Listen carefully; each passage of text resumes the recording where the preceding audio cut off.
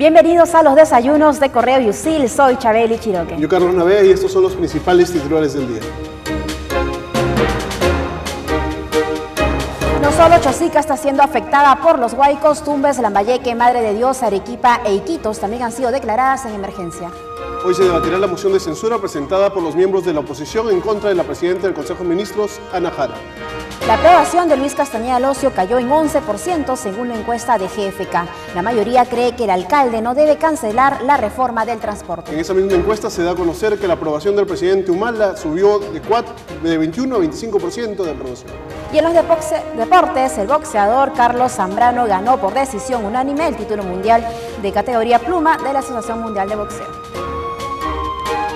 Y a esta hora de la mañana vamos a conocer las principales portadas del día y comenzamos con Diario Correo.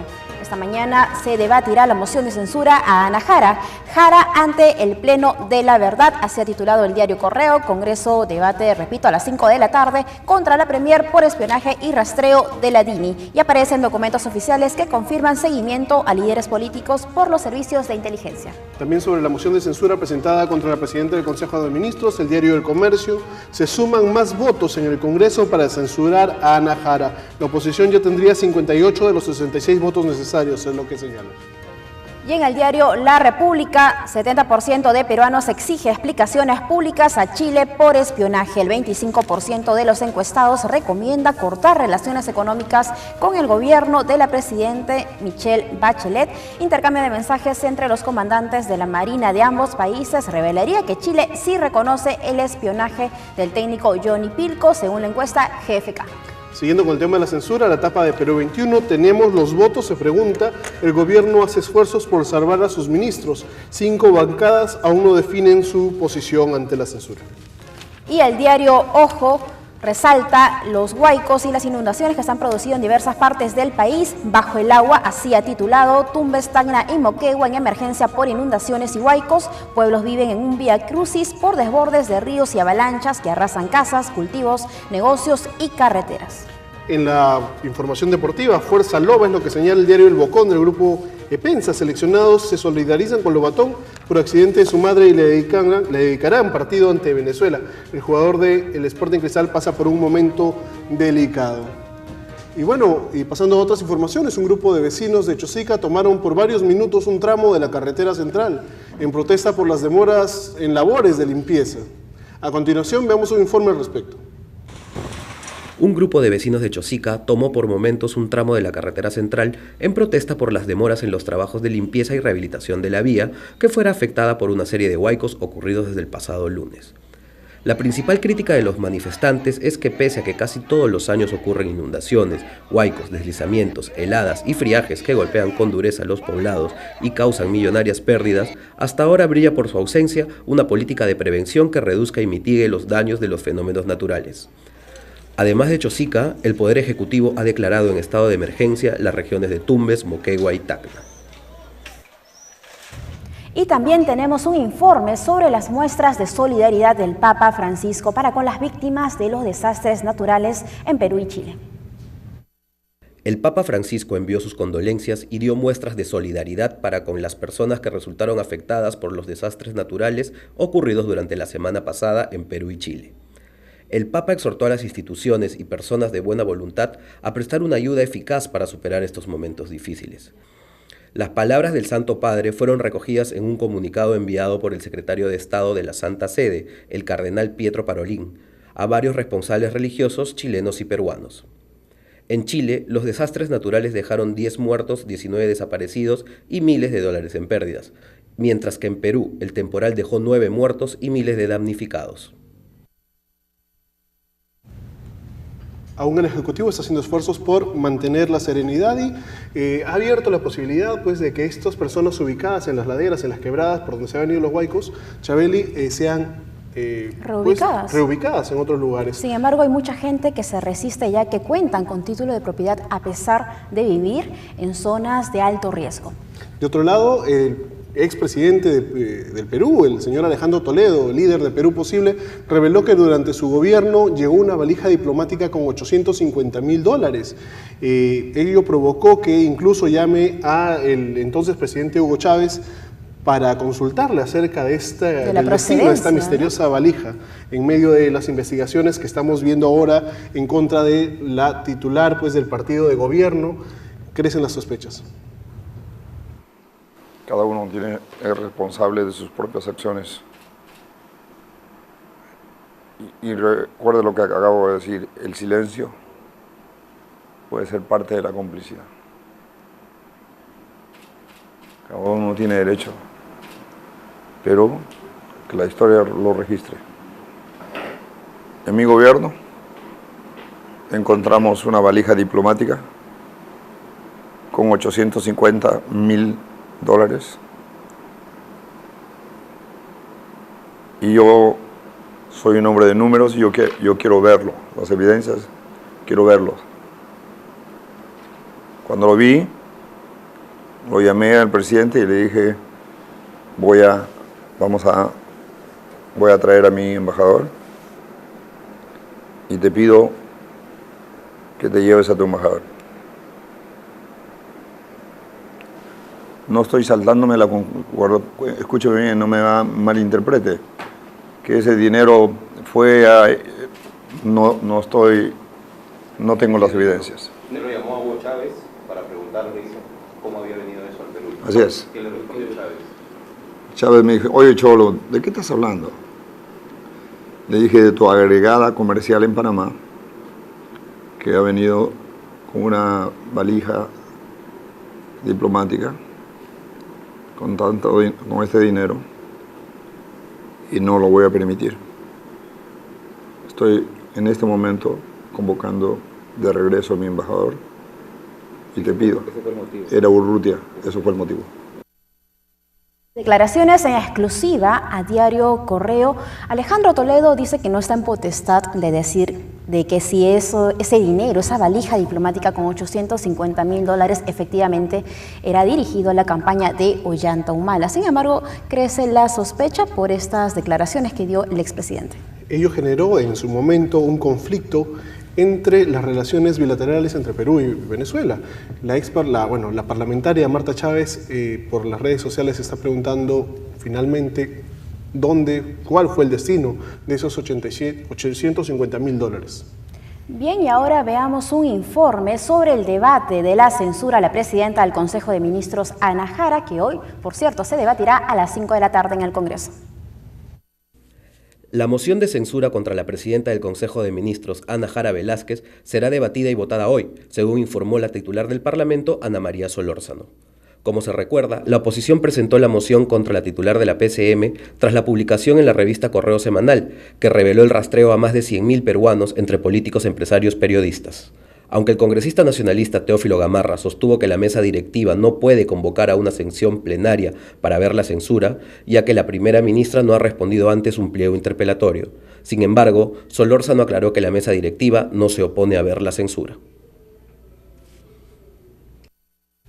Hasta el momento son 56 votos los que tiene ya el respaldo a la moción de censura, que se verá hoy, como lo dijiste, Chabeli, a las 5 de la tarde, sin que se pueda confirmar un posible apoyo a esta moción de Perú Posible. Los que sí anunciaron que lo van a respaldar son los exnacionalistas que ahora conforman Dignidad y Democracia. Bueno, en un momento regresamos con el exministro del Interior, Daniel Urresti, potencial candidato del partido de gobierno.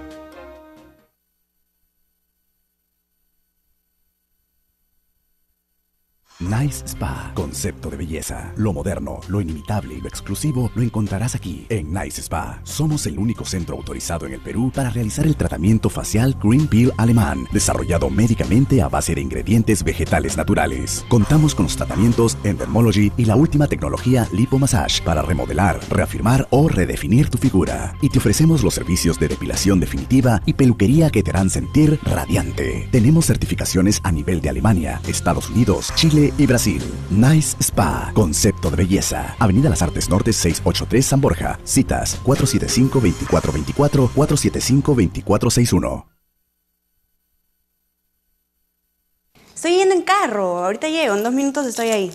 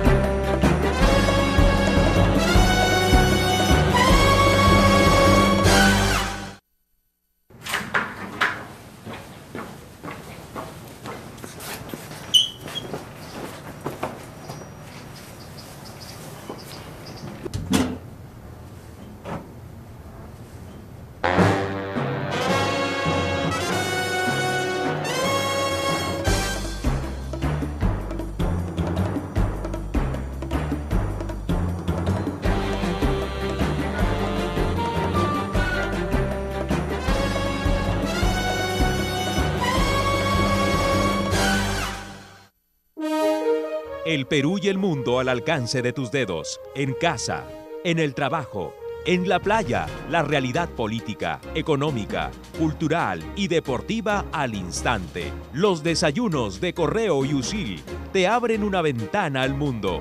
El análisis, la información y las entrevistas a los protagonistas de la noticia.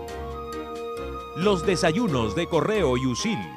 La actualidad con nombre propio. De lunes a viernes a las 8 de la mañana por Usil TV.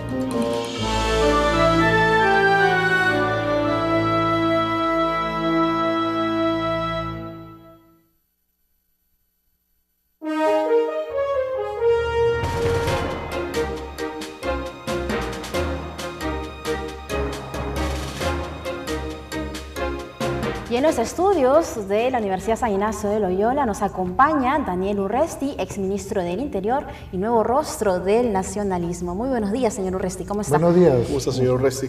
En unas horas se va a votar justamente la censura del gabinete que usted compuso por muchos meses.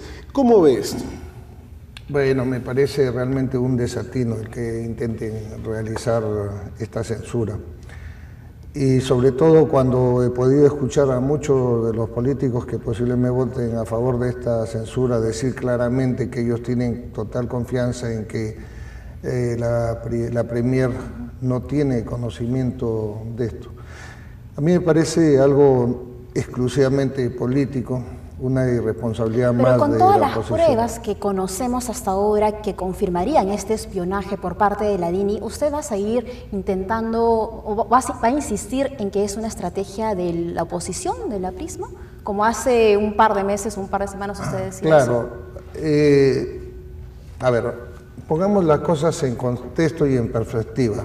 Ustedes utilizan la palabra espionaje, como si la obtención de estos datos hubiese resultado de una operación encubierta donde han participado espías, donde se ha hecho seguimiento, donde se ha introducido de repente físicamente a alguna oficina, alguna institución para sacar información. Nada más falso que eso. Esta es una información de fuente abierta que se ha obtenido como la puede obtener cualquier persona, cualquier periodista de investigación, cualquier persona puede obtenerla de todos los sitios donde se ha obtenido esta información. ¿Y por qué no están, por ejemplo, los suboficiales acusados de espionaje a favor de Chile, por ejemplo? ¿Cómo? ¿Por qué no se encuentran en la lista de espiados o de rastreados los suboficiales que estarían involucrados en el espionaje a Chile? ¿Por qué tendrían que estar? Porque han estado muchos, ¿no? Por un tema de seguridad, porque para eso es el servicio de inteligencia. Perdón, vamos a ver una cosa. Ustedes están hablando de si se ha hecho espionaje o queremos hablar de si el trabajo que realiza la DINI es el adecuado. A ver, vayamos por partes como usted lo dice. El trabajo de la DINI también es seguir a los candidatos, a los posibles candidatos a las 2016. Seguir, ¿no? Ayer se ha revelado de hojas fidedignas el plan Alex, el plan Leila, que son seguimiento a Alan García, a Keiko Fujimori. Eso tampoco existe. A ver. Vamos a entender qué es lo que se quiere de la Dirección Nacional o de la DINI o como quiera llamársele. Un aparato de inteligencia es necesario en cualquier país, existe en todo el mundo, o sea, nosotros no somos la excepción. Es necesario para tomar las previsiones del caso ante amenazas externas o internas. Eso está clarísimo, señor Urresti. Claro, eso está claro. Cuando era SIN y se amplió este aparato, se le dio una fuerza tal que ya no solamente hacía inteligencia estratégica, sino que también realizaba operaciones y hacía seguimientos, etcétera, etcétera, etcétera. Se desactiva totalmente, ¿verdad? Y ahí tuvo gran capacidad de desactivación y de destrozar todo, algunos ministros también, ¿no? Que actualmente... Perdón, lo que pasa es que usted nos está dando una clase de historia cuando en realidad le estoy preguntando si es que la tarea de no, es que queremos llegar a eso. Es hacer esas tareas de espionaje. Queremos llegar a eso. planes operativos a Keiko, el trabajo, o sea, hay agentes de inteligencia que tienen como trabajo investigar o rastrear a periodistas. Queremos llegar a eso nuevamente. Ya. El trabajo que debe tener la DINI debe estar totalmente claro y debe estar meridianamente claro en sus funciones, y eso es trabajo de muchas veces del Congreso. La forma en que se le fiscalice también se puede modificar, ¿me entienden? Se puede modificar. De repente el Congreso es el que debe fiscalizar, de repente debe existir. Señor Restes, se lo pregunto por tercera vez. ¿La DINI está facultada para hacer estos seguimientos a Alan García, a Keiko Fujimori? Es que ustedes siguen insistiendo en afirmar algo que para mí no está claro. Seguimientos a Alan García, a Keiko Fujimori, particularmente no creo que se hayan dado. Alan García, en esa famosa hoja que ustedes muestran, el encabezamiento, esto que se hace sobre Alan García, ese resumen sobre lo que es Alan García, etcétera, me parece totalmente primarioso, por decirlo menos, ¿no? No tiene nada que ver con un seguimiento. Pero si la Premier, por ejemplo, creyera que no existe nada irregular en la DINI, ¿no hubiese mandado a reestructurar y a cerrar la DINI temporalmente? Perdón, si haces, ¿por qué haces? Si no haces, ¿por qué no haces? Ante la desconfianza que se ha generado, porque esta desconfianza no nace de ahora, sino nace de hace muchos años. Y la DINI, no me dejaron terminar, pero yo quería concluir en que la DINI actualmente no tiene nada que ver estructuralmente y en capacidad con lo que fue el CIN, nada que ver. La DINI ahora se dedica más que nada a esta recolección de datos de fuente abierta para establecer una base de datos. Toda la información de periodistas, de personas, 500.000, 600.000, es de fuente abierta, no tiene ningún mérito especial. ¿Y cuál era el objetivo de rastrear a decenas de periodistas entonces?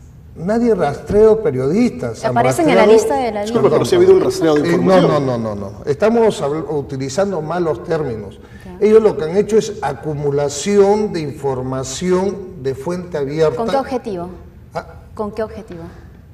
Dentro de lo que hace la dirección esta de inteligencia, está justamente tener una base de datos que le permita posteriormente tener inteligencia. Aquí lo que se debe discutir no es por qué hizo, sino debe hacerlo o no debe hacerlo, porque eso es inteligencia básica, es recolección de información, es lo que ellos hacen. Debe hacer este tipo de recolección de información básica, eso tiene que estar claro dentro de sus funciones. Si no queremos que se haga, bueno, se dirá que no se haga. Ahora, el hecho de que se haya tomado la decisión justamente de desactivar la DINI, de volverla a realizar, de que intervenga el Congreso, etcétera, a mí me parece una decisión acertada. El gobierno ha dicho, bueno, si tanta desconfianza hay, sí, entonces...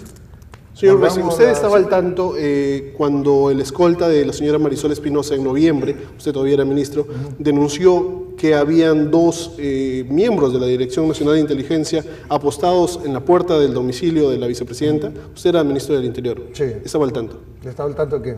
De esta denuncia que había hecho el escolta. No sabía nada porque esto fue notificado al presidente Humala. Esto fue notificado al presidente Humala. Bien, vamos a ver. Cuando se hace inteligencia y se hace un seguimiento, para comenzar, los seguimientos se realizan por orden del juez. O sea, no existen seguimientos que se hagan de mutuo propio. O sea, allá vamos a hacer un seguimiento y seguíamoslo a fulano, a sí, sutano. eso lo sabemos, pero usted estaba al tanto de esta... Nuevamente, yo no tenía por qué estar al tanto de eso. No tenía por qué estar al tanto. Pero es la seguridad de la vicepresidenta de la República. ¿Cómo? Se trata del tema de la seguridad de la Pero vicepresidenta. No hablamos de un congreso. Perdón, un segundo. Déjeme terminar la idea. A ti te encarga, mira, tú siendo civil, no habiendo recibido ninguna formación de inteligencia, te encargo que vayas a hacer seguimiento, a ti te encargo. Por favor, ¿puedes seguir tú como periodista a la vicepresidenta? Vas y te cuadras frente a su puerta. Eso es ilógico, pues no tiene asidero. Ya, no tiene asidero. ¿Pero usted estaba al tanto o no estaba al tanto de esta denuncia del escolta de la vicepresidenta? Esa denuncia, claro, tú dices, estaba al tanto de esta denuncia. ¿Sabía o no sabía? No, pero un ratito, es que eso de sabía o no sabía Nunca se enteró. Es radical. La pregunta sería, ¿usted tenía que saber de esto? No, era una cosa radical. No tenía que saber, pero como ministro de Interior, ¿sabía de la denuncia? Yo tenía que saber... No tenía por qué saber, porque es una cosa rutinaria. Pero ¿por qué no me contesta? Si se hubiese demostrado... No entiendo. ¿Sí o no? ¿Lo sabía? No. Así no se puede preguntar ni se puede responder. Pero una pregunta se contesta sí o no. Pregunta Si muy lo clara sabía la o que no le lo hace sabía. el señor Urresti. Acá la pregunta tendría que ser, ¿usted tenía que saber? No, es una cosa rutinaria. Es que yo no le pregunto eso, yo le pregunto si lo sabía. Por O cuarta se vez. enteró recién por los medios de comunicación. Es una cosa rutinaria que no tenía por qué saber. No lo sabía. Es una cosa rutinaria que no tenía por qué saber. ¿Tú sabes cómo se hace una operación al corazón? No. Ya, pues, no tienes por qué saberlo. No es médico. Pero es que yo no era ministro del Interior en ese momento. Usted sí. A usted se supone que le informa a la policía de lo que se está pasando. Y más si es la seguridad de la vicepresidenta, ¿no? Estamos hablando de la vicepresidenta del Exacto, Perú. es la ¿En qué fecha vicepresidenta fue? de la República. Noviembre En noviembre del 2014. Yo no tenía por qué saber, ¿cómo se llama? Estas cosas rutinarias. Cuando hay todos los días, absolutamente todos los días, presentan un informe rutinario todas las escoltas al final de su hora de trabajo. Eso lo filtran en Seguridad del Estado y aquello que es necesario investigar lo investigan. Si de esa investigación resulta algo relevante, recién le comunicarán ¿Y usted cuándo se entera al entonces? director de la policía. No recuerdo cuándo me entero. No se acuerda si fue el mismo día, otro día. ¿Cuál es lo relevante de eso? Es saber por qué no se empezó una investigación. ¿Por qué no se empezó una investigación? Claro. El informe de minoría de la Comisión de Inteligencia justamente da el indicio que porque el presidente Ollantumala sabía, pero no empezó una investigación. No, estás totalmente equivocado, pues. Estás afirmando algo que no es. Estoy hablando del informe de minoría de la Comisión de Inteligencia. Claro que se inició una investigación. Por eso es que se determina inclusive de que uno de lo que habían dicho estos agentes que fueron interrogados, todo eso está dentro de la investigación que se realizó. ¿Y recuerda cuándo se inició la investigación? ¿Recuerda cómo se inició la investigación? ¿Cuándo? Nuevamente. ¿A los días? No es relevante ¿A la semana? para mí. Nosotros damos seguridad a más de 2.000 personas. Todos los días se presentan informes del trabajo diario. Cuando hay alguna novedad se inicia la investigación correspondiente. Si el resultado de la investigación es relevante, le harán conocer al director de la policía. Y el director general de la policía le hará conocer al ministro, si es relevante. En este caso, claramente se ha visto que no fue relevante. Los que lo están tratando de hacer relevante son ustedes, que han creado realmente... Mira, ahí está, hayan dicho que era para... Veamos. La escolta de la vicepresidenta de la República denuncia que hay un seguimiento. La escolta... No, perdón. Y para usted no es relevante. Hay un parte policial que dice eso, señor totalmente, no sé realmente de dónde ha sacado esa información, que es totalmente falsa. La escolta de la vicepresidenta interviene un vehículo que considera sospechoso, con lo que demuestra que estaba cumpliendo bien su función. ¿De acuerdo? Interroga a este señor, lo lleva a la comisaría. Uno de ellos se retira porque intervienen ellos solamente al chofer, no están haciendo una intervención tipo James Bond, ¿no? Seguramente han visto Skyfall, etcétera. Entonces se imaginan que los de inteligencia son tipo James Bond, que tienen, eres sospechoso, pum, te mato. Eso es película nomás. En la vida real funciona de otra manera. El policía no puede abusar de la intervención que realiza.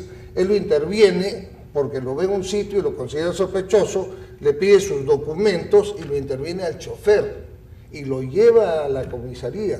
Y ahí es donde sale que uno de ellos había sido agente de la DINI, al parecer, que inclusive creo que eran también de la policía o del ejército, no estoy seguro. Y ahí comienza el proceso de investigación. ¿Y quién consideró que no era relevante? ¿El Estado Mayor, usted, el presidente Ollantumala, para iniciar una investigación? ¿Cómo? La investigación se inició. Pero usted hace un momento está diciendo que consideraron que no era relevante para iniciar una investigación. Un segundo. Justamente esa contradicción quería llegar. No. Yo no sé si estoy hablando voy a tratar de hablar en un mejor castellano. A ver. La investigación se realiza desde el momento en que este señor se le interviene, se le lleva a la comisaría y se realiza el atestado. Okay. Eso es el comienzo de la investigación. esa investigación se hubiese terminado esa investigación en algo relevante, en una prueba estricta de que este señor estaba esperando a la viceministra para dispararle, cosa que era imposible porque no tenían nada dentro del vehículo, seguramente hubiesen comunicado de inmediato. Okay. ¿Y cuánto tiempo duró esta investigación? ¿Se recuerda? No. Muy bien, ya está claro que usted no sabía el tema del espionaje y también descarta que haya seguimientos. No, ha dicho que no debería saber. No debería saber, no estaría dentro de sus funciones. Lo que está claro es que yo no tenía por qué saber. Sí, eso sí está clarísimo, señor Lo que no está claro es que si sabía o no. Ahora pasando ya... No, eso, ¿qué es lo que sucede? Si yo digo que no sabía, siendo el ministro no sabía, entonces escándalo tremendo. No, yo no tenía por qué saber y es por eso que no sabía. Listo. Porque esto tenía que ser resultado de una investigación. Si esa investigación hubiese sido relevante, mientras tanto, fue una investigación que no tenía ninguna ¿Se enteró por los relevancia. medios? ¿Se enteró por los medios? Yo entiendo que ustedes como... ¿Se enteró por los medios? Yo entiendo que ustedes como No, yo me enteré por los medios ¿de qué? ¿De qué me enteré por los medios? De eso que se Está está probado. No, un ratito. Me enteré por los medios que se había iniciado una investigación cuando sucedió esto. Está bien. Lo que ustedes pretenden es hacer creer que esa investigación tuvo realmente... Usted no se enteró de que le estaban a ella, le iban a matar. No, eso nunca sucedió. No hablamos de cualquier ciudadano, hablamos de la vicepresidenta de la República. ¿Usted no se enteró de que le estaban siguiendo a la vicepresidenta? Eso no se ha aprobado, señor. Eso no se ha aprobado. Cambiando de tema, señor Urresti, usted está afrontando un proceso por la muerte de Hugo Bustillos, el periodista. ¿Ya vendió usted o ya remató las espadas que le dio el ejército y el coche? ¿Y el auto también? Sí, el auto, bueno, eso es relevante, lo tengo no, que estamos pasando al tema del proceso Bustillos. Y usted anunció también en los medios que iba a vender la espada y el auto. Sí. ¿Cómo se llama? Por las espadas ha habido un gesto muy bueno. ¿Cuánto le han ofrecido? No quiero decirlo. ¿Ya tiene comprador? ¿Lo respondo? Sí. Si quieres, pregúntate y responde, no hay problema. Bueno, ofrecí, efectivamente, me llamaron, fueron a la casa, me ofrecieron una cantidad exorbitante, pero interesante. Me entregaron el dinero, pero cuando iba a entregar las espadas no me las quisieron recibir. ¿Por qué? Porque, bueno, tendrías que llamarlo al señor y preguntarle. ¿Y el auto? ¿No? ¿El auto también ya tiene comprador? Sí, tengo un comprador, pero estoy esperando una mejor oferta que me han hecho. ¿El ejército le permite vender espadas que usted recibió cuando era general?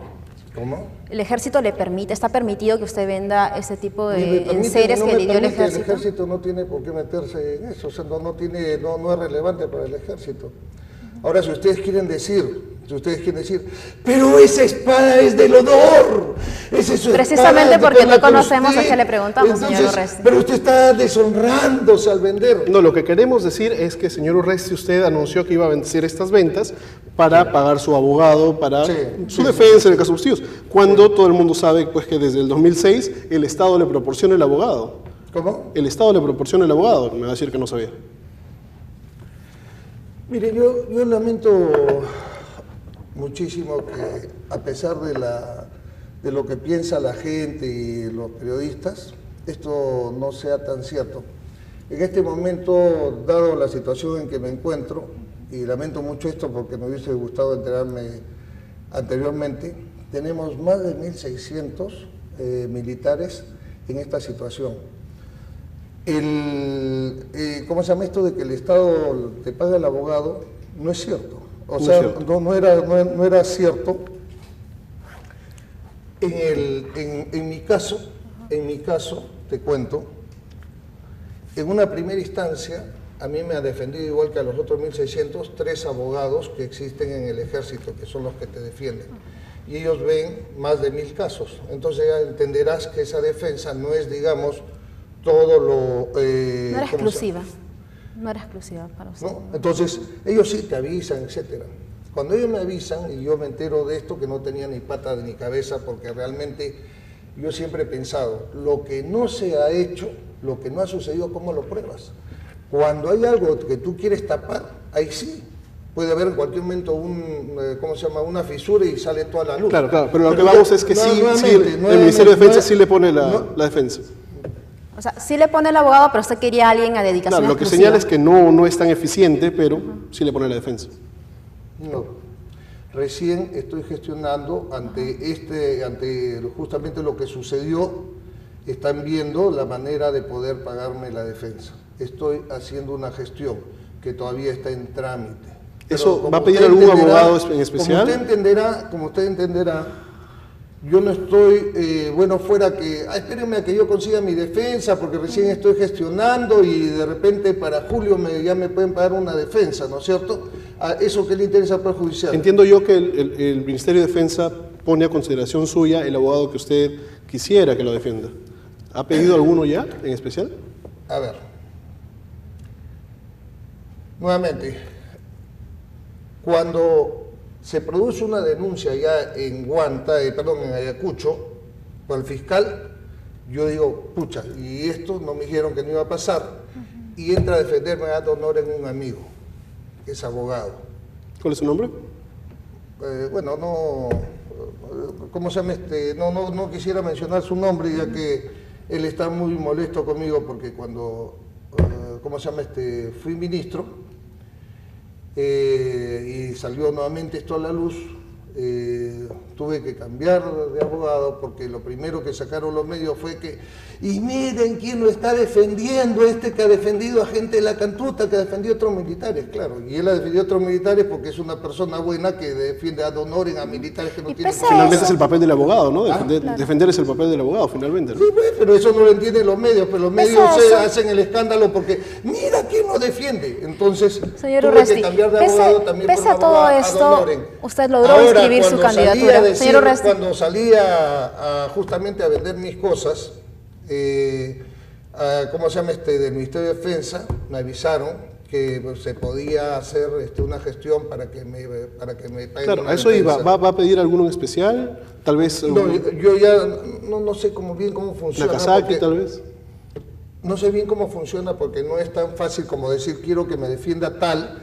Pero le va a alcanzar el tiempo, en abril, en junio usted tiene un juicio oral para reunir las pruebas a favor Es que a eso suyo. iba, pues. Yo ya tengo, un abogado que es ese señor Carlos García. Que lo paga usted con su dinero. Sí, inicialmente, hasta ver cómo se puede hacer con lo que va a ayudar el Ministerio de Defensa. Pese a todo este proceso, usted logró inscribir su candidatura en el Partido Nacionalista. Nadine Heredia, como presidenta del partido, en algún momento le dijo, Daniel, yo confío en ti, por eso te permito inscribirte al partido. ¿Confía en usted, Nadine Heredia, que no le importó este proceso penal que tiene usted? Claro, si lo pones de esa manera, qué horrible, ¿no?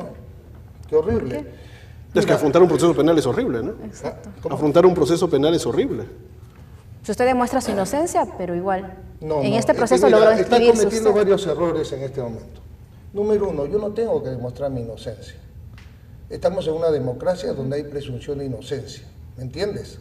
Si yo más tarde vengo y digo que tú has robado o has matado a alguien y te enjuicio por eso... Nadine Heredia cree en su inocencia. Mientras no te demuestren, tú estás en presunción de inocencia, ¿me entiendes? Eso es lo hermoso de la democracia, por eso que tenemos que defenderla.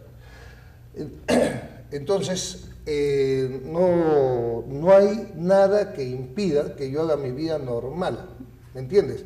Es más, cualquier persona, y si una persona delinque, va a la cárcel, paga sus deudas y sale nuevamente, puede seguir haciendo su vida normal, ¿me entiendes? Ahora, aquí justamente si ustedes quieren conversar sobre esto, a mí me gustaría ampliarlo, ¿no? Si quieren conversar sobre el tema de Bustíos. Sí, sobre el tema de Bustíos, porque el tiempo ya nos ganó, una última. ¿Aún considera que la campaña que viene haciendo la señora Margarita Patiño se está prestando a la política para hacerle daño en ese flanco? No, yo de la señora definitivamente nunca voy a hablar. La campaña que vienen haciendo las ONGs, ustedes deben tener un poco de conocimiento porque no creo que sean tan inocentes. Las ONG son organizaciones grandes que reciben apoyo del extranjero. Hay una ONG apoyando a Margarita Patiño para usted. Las ONGs, lógicamente, no buscan culpables o inocentes, no buscan ellos determinar culpabilidad o inocencia. Ellos buscan resultados, buscan estadísticas, ¿me entiendes? Si yo tengo la oportunidad de meterte a ti preso por algo que puede ser considerado lesivo a los derechos humanos, lo último que me importa es que seas culpable o inocente, es lo último. Lo que me interesa es que te vayas preso y que yo pueda demostrar que ya puse otras rejas a una persona más. ¿Y qué cree que es lo que está buscando Margarita Patiño? Perdón, yo de la señora no voy a hablar. Ella no, pero tiene pruebas de que ella no tiene nada que ver. Ha hablado de ella antes. La campaña no es de ella. Pero antes ha hablado de ella. Siendo ministro ha hablado de ella. No ha hablado de ella. Pero veamos, porque creo que tengo el derecho también a defenderme. Claro. Durante 20 años, hasta el 2008, jamás fue mencionado mi nombre absolutamente. ¿De acuerdo? Absolutamente, nunca. En un proceso que ya ha sido juzgado y donde se encontraron culpables. ¿De acuerdo? Y es una cosa juzgada, donde se encontraron 3 culpables. El 2008, alguien dice, yo no fui, él fue. O sea, yo soy el que le he matado al señor, yo le he disparado, yo le he puesto la granada o la dinamita o lo que sea. ¿De acuerdo? Muy bien. Desde esa época hasta la fecha es lo que han tratado de demostrar, que yo he sido el culpable, el directo, el que disparé, etc. Y yo siempre, a pesar de que efectivamente yo no tendría por qué demostrar mi inocencia, lo he venido haciendo, porque aquí en el país dice la Constitución que se presume la inocencia, que el que tiene que demostrar la culpabilidad es el Ministerio Público. Claro, sin embargo, la defensa de la Fiscalía... Sí, pero déjame terminar lo que estoy diciendo. Finalmente logró demostrar mi inocencia, que es imposible pero que en su foja de servicio se aparece que usted participó en los patrullajes. En lugar de archivarlo, el fiscal dice, bueno, sí, efectivamente, pues, has demostrado que no estabas ahí, pero resulta ahora, jalado de los pelos... ¿Participó o no participó en los patrullajes en el 88? Sí, efectivamente, tú no has sido, tú no has estado, tú no lo has matado, pero eres mediato. O sea, un capitán es mediato cuando ya ha sido condenado, Pero en su foja de servicios aparece que usted participó en los patrullajes, señor Urresti. En la foja de servicios aparece que usted sí participó en los patrullajes, según el interrogatorio del fiscal. Usted niega que haya participado. Pero usted era el jefe de inteligencia en esa base. No me estás escuchando. Jefe de inteligencia, no, S2, es diferente. El sistema nacional el sistema de inteligencia, desde lo que era el sistema de inteligencia del ejército, el CIE, y va bajando en los escalones, el último escalón, el más chiquito, es el del batallón, donde yo era S2, y las operaciones de búsqueda de inteligencia, etcétera, se realizan hasta el nivel gran unidad, o sea, un escalón más alto, los que están en Huamanga, la brigada, la división. En el batallón no se realiza eso. El batallón no tiene equipos de inteligencia, no tiene logística de inteligencia. ¿No estuvo en el patrullaje? No. Es que eso ya está demostrado. Lo que yo quiero que me entiendas es que eso ya está demostrado. El fiscal dice, ya, ok, tú no has participado, es cierto, pero tú eres mediato. Bueno, es decir, tú eres el hombre de atrás. Le queda a la justicia resolver este caso, Daniel Urresti. Y yo era capitán, y ya uno de los que ha pagado condena era el jefe de unidad, el comandante. O sea, el capitán le ordena al comandante que mate a una persona. O sea, eso... Muchas gracias. Bueno, muchas gracias, aún queda por resolver, entonces vamos a ver cómo se viene desarrollando esta investigación que lo implica. Y regresamos en un momento con el bloque internacional.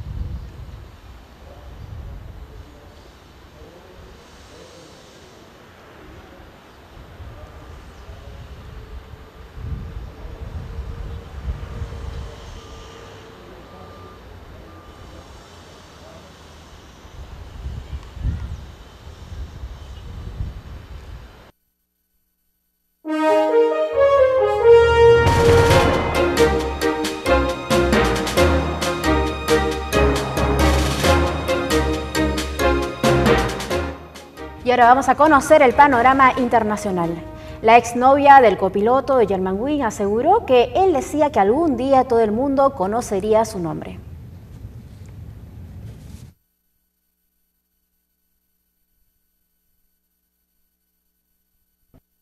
Este memorial a los pies de los Alpes franceses recuerda a las 150 víctimas de la tragedia de Germanwings. Todas las miradas están puestas ahora sobre el copiloto. Se sospecha que estrelló deliberadamente el avión contra estas montañas mientras cubría la ruta Barcelona-Düsseldorf. Un diario alemán publicó este sábado unas declaraciones de su exnovia. Asegura que le dijo que un día haría algo que cambiaría todo el sistema y que todo el mundo conocería su nombre. La fiscalía anunció que Andreas Lubitz había ocultado que estaba de baja médica el día de la tragedia. La prensa alemana atribuía al joven antecedentes depresivos. Sin embargo, el subdirector de la Policía Judicial advierte que la personalidad del copiloto no es la única pista para resolver el caso. Tenemos un determinado número de elementos que nos permiten avanzar con esta pista, que es una pista seria, pero que no puede ser la única. Germanwings ha anunciado una primera ayuda a los familiares de las víctimas de hasta 50.000 euros por pasajero para afrontar los primeros gastos. Muchos se han desplazado hasta aquí para despedir a los suyos bajo las inmensas montañas donde terminaron su viaje. Y un Airbus A320 de Air Canada con 137 personas a bordo se salió este domingo de la pista durante su aterrizaje. Un Airbus A320 de Air Canada se salió este domingo de la pista durante su aterrizaje en el Aeropuerto Internacional de Halifax. Al menos 23 personas han sido hospitalizadas con heridas leves. La aeronave efectuaba un vuelo interno y procedía de Toronto con 137 personas a bordo. Todas fueron capaces de descender por su propio pie y casi todos los heridos ya salieron del hospital. Air Canada no ofreció explicaciones sobre las causas de este incidente, pero había alerta por nevadas y visibilidad reducida. El icono más representativo de Francia, la Torre Eiffel, quedó completamente a oscuras en el marco de la hora del planeta. La Torre Eiffel apaga el interruptor, y este es el resultado.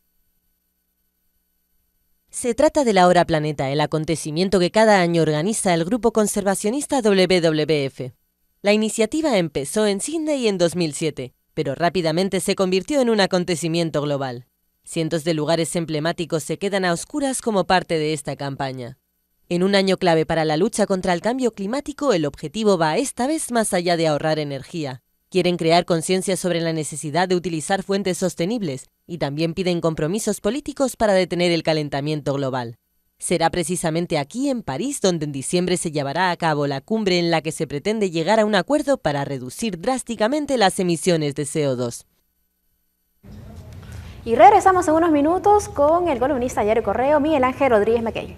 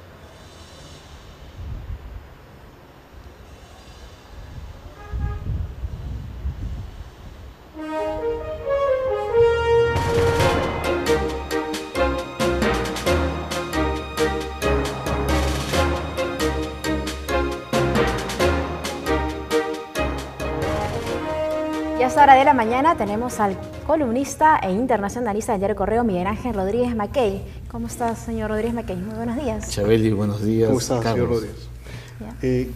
Denos un repaso acerca de esto que parece más un plan elaborado que finalmente ha dejado a Martín Belaúnde del Ocio, el ex asesor del presidente Ollanta, bien blindado en Bolivia. Sí, aquí lo habíamos dicho en algún momento que era una suerte de trabalenguas jurídico todo lo que está pasando, ¿no? Y es que todo comienza, fíjate, para que nuestros amigos puedan ubicarse, cuando el señor Martín Belaúnde del Ocio cruza la frontera del país, ingresa en Bolivia. Siempre dijimos que no importaba si lo hacía legalmente o ilícitamente, eso es irrelevante. Cuando alguien siente acto persecutorio y cruza la frontera, es irrelevante pues que cruce por un mecanismo absolutamente regular o no.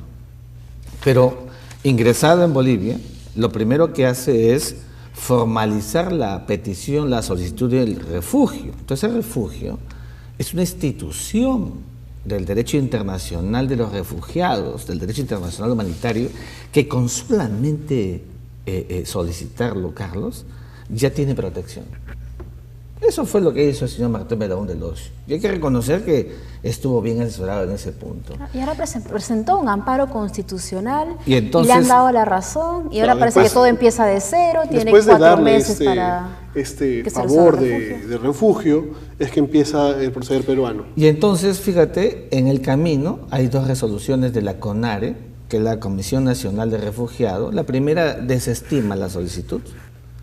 Belaúnde del Ocio inmediatamente apela. Y en una segunda informe también vuelve a desestimar el refugio. Entonces Belaúnde del Ocio se queda en el aire. Y el plazo de vencimiento era el 21 de marzo para que el Perú, desde Lima, pudiera presentar algún mecanismo a efecto de impedir que Belaúnde del Ocio pudiera escapar. Y así fue, el Perú presentó la extradición. Pero esta extradición, este pedido de extradición que el Perú ha presentado, ahora ha quedado totalmente suspendido, porque el Poder Judicial en Bolivia acaba de desestimar las 2 resoluciones de la CONARE. En otras palabras, al señor Belaúnde del Ocio no se le puede expulsar, no se le puede extraditar y tampoco se le puede detener en Bolivia. Claro, ha quedado en foja cero como aquel día que llegó tan alegremente a Bolivia. O sea, en el análisis es que el señor Belaúnde del Ocio está logrando la jugada maestra, que es que el tiempo se dilate, transcurra y tenga, ¿no es cierto?, los mecanismos para ver sus variables. En estos 120 días... Pero fue una sala penal departamental, el tribunal, la que resolvió esto. ¿Es apelable? Joel Segura, desde el Perú, puede apelar esta decisión que terminó anulando las resoluciones de CONARE? El Poder Judicial en Bolivia es el mecanismo que establece las prerrogativas para que quien siente, en algún caso, como en el caso de Belaúnde del Ocio, estos niveles de desprotección pueda utilizar estos mecanismos. Los abogados los conocemos. Uno utiliza las argucias jurídicas de costas, de plazos, y ha apelado y ha sido... Pero el Perú va a poder apelar esta... El Perú no puede hacer absolutamente nada, porque es puro derecho nacional boliviano. Es la Corte Suprema de Bolivia quien tiene que tomar las cartas en el asunto. Aquí todo lo que tenga que ver con el Estado peruano ha quedado suspendido, que es la extradición como máximo, hasta que Bolivia, ¿no es cierto?, la CONARE tiene 120 días, que yo he dicho que esos 120 días en realidad es el tiempo para que el señor Belaúnde del Ocio pueda ventilar la posibilidad de lo que realmente está buscando ahora, que es otro lugar, otro país donde pueda solventar, ¿no es cierto?, su libertad. En el fondo, lo que busca el señor Belaúnde del Ocio es no volver al Perú, no ser retenido. Y seguramente van a querer utilizar otros mecanismos más, como por ejemplo, ir a una corte, a la Corte Interamericana de Derechos Humanos.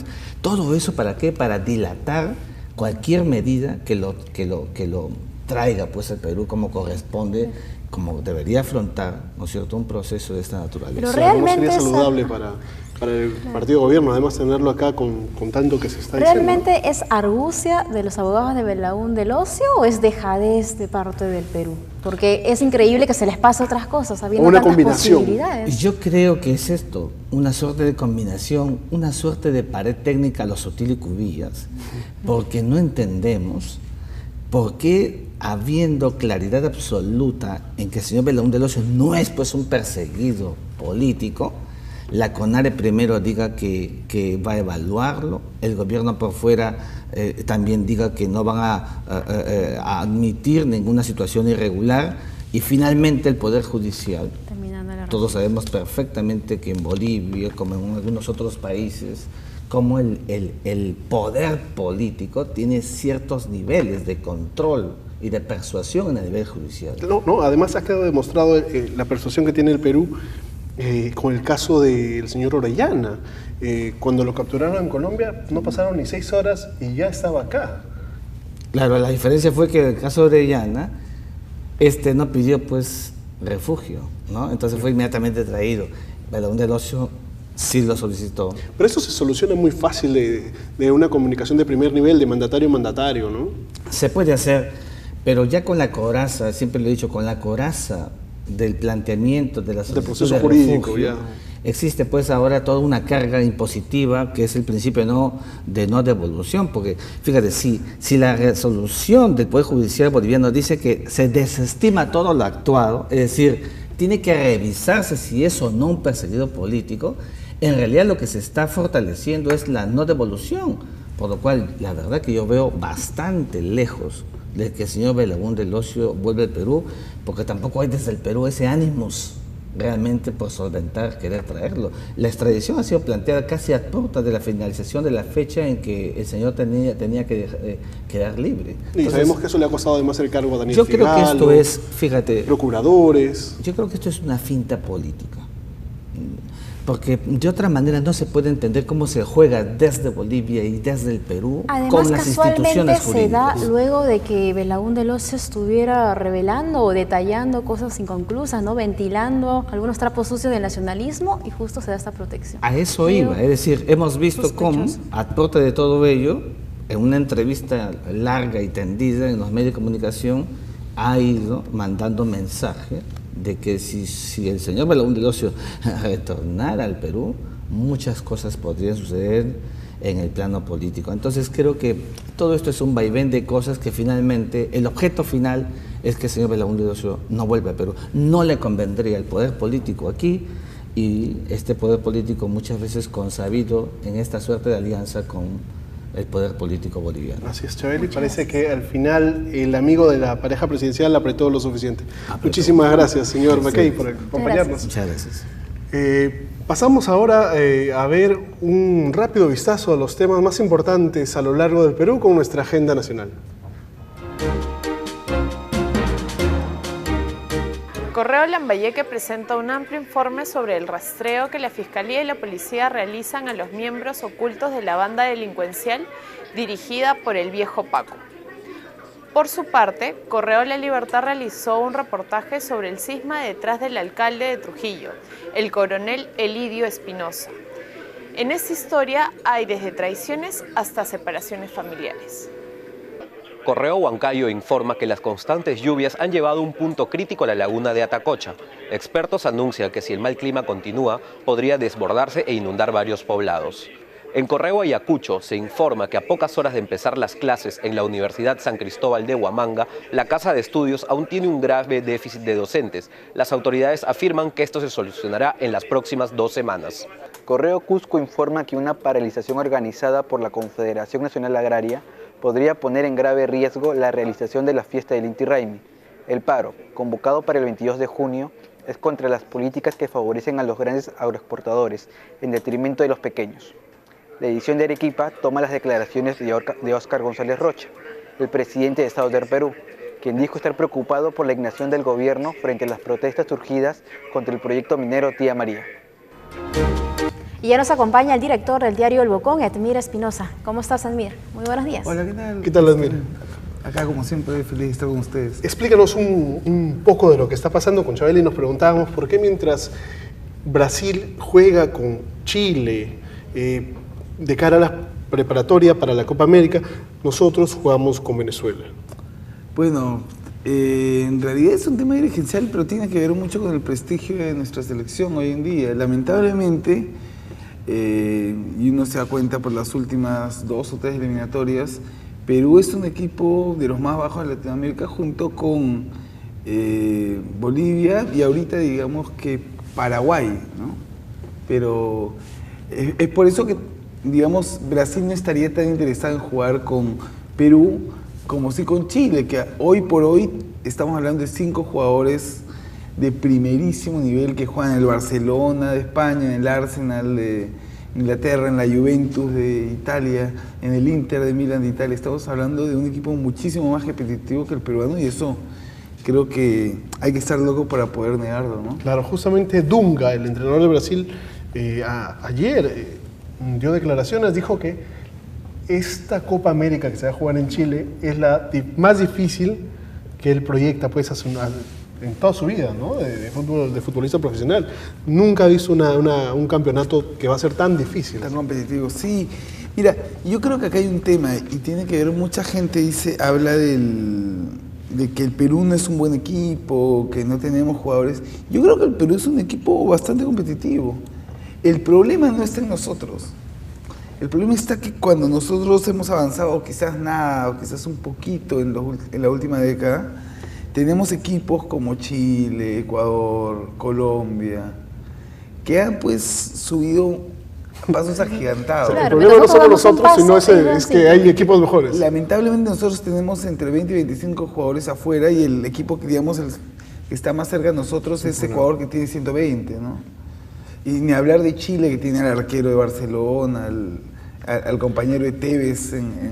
Gente en el top 10. Pues. Estamos hablando de gente top 10. Y jugando con equipos que también están muy bajos o que han salido bajos en las últimas eliminatorias o Copa América, ¿realmente nos va a preparar para afrontar una Copa América con equipos como Chile? En primer lugar, Venezuela hoy está por encima de nosotros, claro. Hay que tenerlo claro. No es un equipo bajo. Es un equipo que está por encima de las posibilidades de Perú. O sea, Perú puede ganar un partido. Es más, en apuestas creo que es ligeramente favorito. Lo que pasa es que en la gente de nuestra generación todavía estamos pues con esa Venezuela que iba a la selección peruana con Julinho al frente y le metíamos 6 pepas. Pues, ¿no? Exacto, ya no ocurre eso. Ahora, ¿sirve en qué sentido? Sirve en el sentido de que es el primer entrenamiento, el primer partido oficial de la era Gareca, y le servirá para ver cómo es que la gente al final, cómo ciertos jugadores, su rendimiento con la camiseta de la selección. ¿Pero es tan difícil gestionar un encuentro con Brasil amistoso? Sí, es sumamente complicado. Es que a ellos no les interesa. No les interesa más. Claro, no les interesa. Entonces, en ese caso tendríamos que nosotros pagarle al equipo para que venga, lo cual es sumamente caro, ¿no? O sea, básicamente, y sí, es un problema que tenemos desde hace mucho. Es más, yo diría que el jugar con Venezuela, y se está proyectando uno con Ecuador, es muy saludable. No olvidemos, por favor, que hemos jugado contra Trinidad y Tobago, el equipo C de Nigeria, etcétera, etcétera, etcétera. Entre los últimos Panamá, contrincantes, ese es el más fuerte. Sí, y digamos es un rival directo, ¿no? A Venezuela hay que ganarlo. Va a estar en nuestro grupo, creo, ¿no? No, pero es un rival que dentro de todo es competitivo dentro de la Copa América, tiene un estilo de juego parecido al del resto, entonces creo que va a ser un buen examen, si bien estamos hablando de la primera vez que se van a juntar a muchos jugadores. Entonces. Una última, por favor, Edmir, ¿cuál es tu pronóstico del partido? Es difícil dar pronósticos, espero realmente que Perú pueda ganar siquiera por un gol.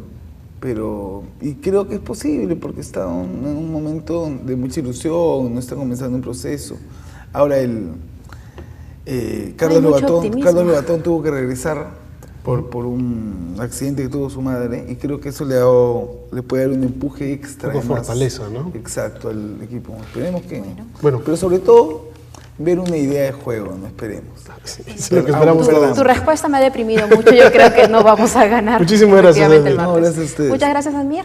Y esto fue todo en la edición de hoy en Desayunos de Correo y Usil. Nos vemos mañana. Que estén bien.